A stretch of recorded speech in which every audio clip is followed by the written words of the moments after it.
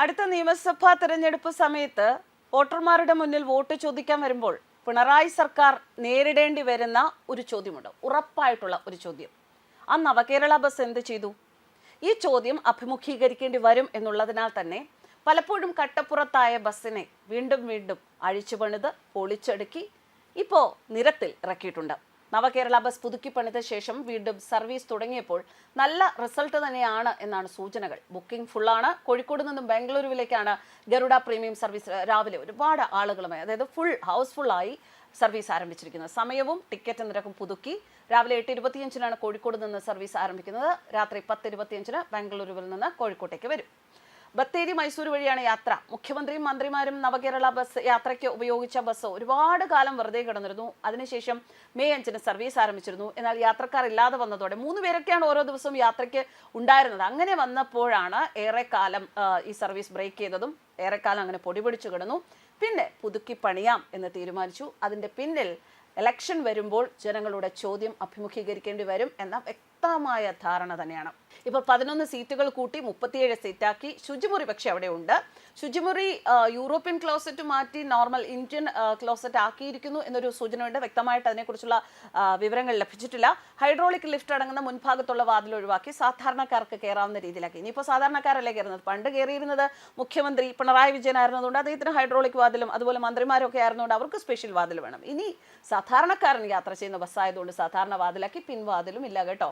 Service തുടങ്ങിയ ആദ്യ ദിവസങ്ങളിൽ നിറയെ യാത്രക്കാർ ഉണ്ടായിരുന്നുവെങ്കിലും പിന്നീട് കുറഞ്ഞിരുന്നു. സൗകര്യപ്രദമല്ലാത്ത സമയക്രമമായിരുന്നു ഒന്ന് ചൂണ്ടിക്കാണിച്ചിരുന്നത്.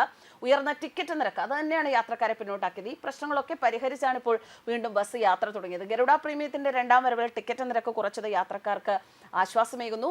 ബാംഗ്ലൂരുവിൽ നിന്ന് കോഴിക്കോട് വരെ 900 രൂപയാണ് അടിസ്ഥാന ടിക്കറ്റ് നിരക്ക്. GST, റിസർവേഷൻ അതൊക്കെ ഉൾപ്പെടെ 968 രൂപ വരും എന്നാണ് കേൾക്കുന്നത്. മൈസൂരു, ബത്തേരി, കൽപ്പറ്റ, താമരശ്ശേരി എന്നിവിടങ്ങളിൽ ഫെയർ സ്റ്റേജ് ഉണ്ട്. നേരത്തെ 1256 രൂപയായിരുന്നു ബംഗളൂരു മുതൽ കോഴിക്കോട് വരെ കൊടുക്കേണ്ടിരുന്നത്. എവിടെ നിന്ന് എങ്ങോട്ട് കയറിയാൽ ഈ ടിക്കറ്റ് ചാർജ് കൊടുക്കണമായിരുന്നു.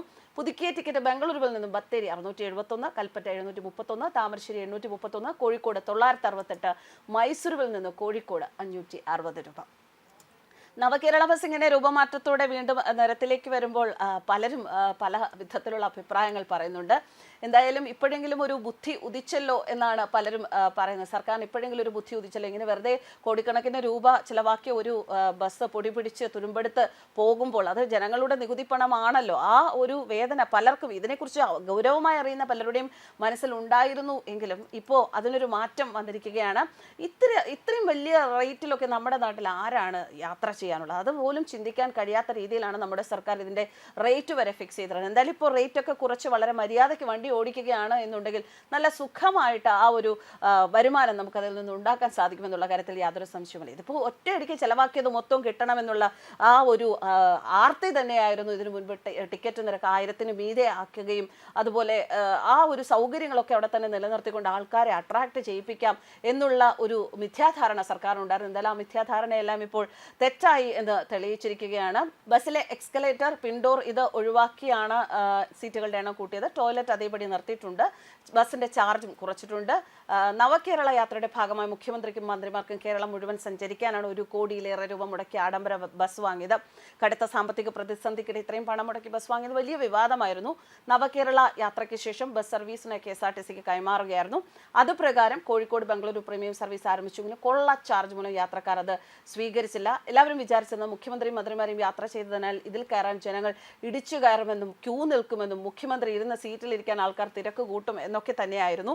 എന്തായാലും അതെല്ലാം പാടെ അവസാനിച്ചു. ആ ചിന്തകളൊക്കെ മാറി. ഇപ്പോൾ മര്യാദയ്ക്ക് വണ്ടി ഓടിച്ചാൽ കേരളത്തിലുള്ള മലയാളികൾ യാത്ര ചെയ്യും എന്നുള്ളത് സർക്കാരിന് മനസ്സിലായി. സർക്കാർ ജനങ്ങളുടെ വഴിയെ വന്നിരിക്കുക. ഇതാണ് വേണ്ടത്. ഒരു സർക്കാർ ഇങ്ങനെയാണ് വേണ്ടത്. ജനങ്ങൾക്ക് വേണ്ടി ഒപ്പം നിൽക്കണം. അല്ലാതെ മന്ത്രിമാർക്കും ഉന്നത സ്ഥാനത്തുള്ളവർക്കും വേണ്ടി അല്ല ഒരു സർക്കാർ നിൽക്കേണ്ടത്. അതുകൂടി ഇവിടെ തെളിഞ്ഞിരിക്കുകയാണ്. News desk karmas.